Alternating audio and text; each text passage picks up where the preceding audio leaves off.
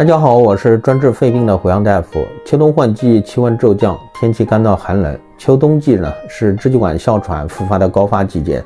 对于哮喘患者，冷空气会对呼吸道造成刺激，同时秋冬季节的气候干燥，空气污染多，外界过敏源也比较多，如花粉、尘螨、霉菌等。